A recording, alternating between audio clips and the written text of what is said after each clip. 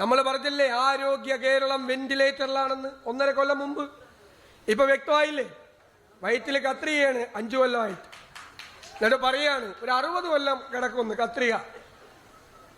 ഇവരുടെയൊക്കെ വയറ്റിലായിരുന്നു കത്രികയെങ്കിലോ? ഇപ്പൊ കണ്ടില്ലേ, അതിൽ നിന്ന് രക്ഷപ്പെടാൻ ഇന്നലെ ഒരു നാടകം നടത്തി കണ്ണൂർ ആരോഗ്യമന്ത്രി. സത്യത്തിൽ ഓസ്കാർ അവാർഡിന് ശുപാർശ ചെയ്യണം. ഉർവശി അവാർഡൊന്നും പോരാ, ഉർവശി അവാർഡ് പോരാ, ഓസ്കാർ അവാർഡിന് എന്തൊരു അഭിനയമായിരുന്നു. ഇന്നിപ്പോ എല്ലാവർക്കും ബോധ്യമായല്ലോ, ഒരു തെളിവ് പോലും ഇല്ല.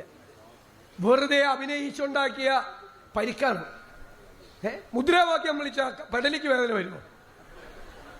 മുദ്രാവാക്യം വിളി കേട്ട പെടലിക്ക് വേദന വരുമോ? അങ്ങനെയൊക്കെ ഞാനും രമേശിയൊക്കെ പെടലി വേദന എടുത്തിട്ട് നടക്കാൻ പറ്റാത്ത സ്ഥിതിയായിരുന്നല്ലോ അല്ലേ? എന്തൊരു നാടകമാണ്.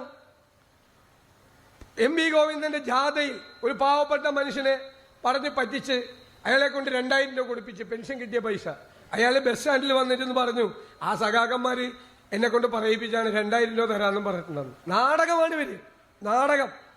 ഇവർ ഇതിൽ നിന്ന് രക്ഷപ്പെടാൻ വേണ്ടി നടക്കുകയാണ്. ഇവർ വെന്റിലേറ്ററിലാക്കിയ ആരോഗ്യ കേരളത്തെ നമുക്ക് ആരോഗ്യവതിയായി നടത്തണം, വേണ്ടേ?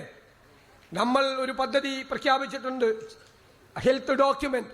അത് നടപ്പാക്കിയാൽ ഞാൻ നിങ്ങളോട് പറയുന്നു, ലോകരാജ്യങ്ങളിൽ നിന്ന് പോലും ആളുകൾ ചികിത്സ തേടി കേരളത്തിൽ എത്തുന്ന ആരോഗ്യത്തിന്റെ ഡെസ്റ്റിനേഷൻ പോയിന്റ് ആവും കേരളം.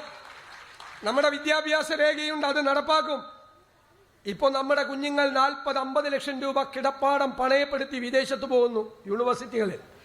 UDF വരുമ്പോൾ അവർ കാനഡയിലും ജർമ്മനിയിലും ഓസ്ട്രേലിയയിലും UK-യിലെയും യൂണിവേഴ്സിറ്റികളിൽ പഠിക്കുന്ന പ്രോഗ്രാമുകൾ കേരളത്തിലെ യൂണിവേഴ്സിറ്റികളിൽ നമ്മൾ തുടങ്ങും.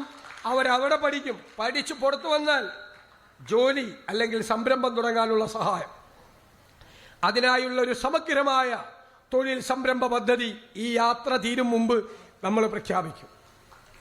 ലോകത്തെവിടെയായാലും ഏത് സമയത്തും 24 വാർത്തകളും ഓഗ്മെന്റഡ് റിയാലിറ്റി പാക്കേജുകളും എക്സ്പ്ലെയിനറുകളും വിശദമായി കാണാൻ ഞങ്ങളുടെ യൂട്യൂബ് ചാനൽ നിങ്ങൾക്ക് സബ്സ്ക്രൈബ് ചെയ്യാം.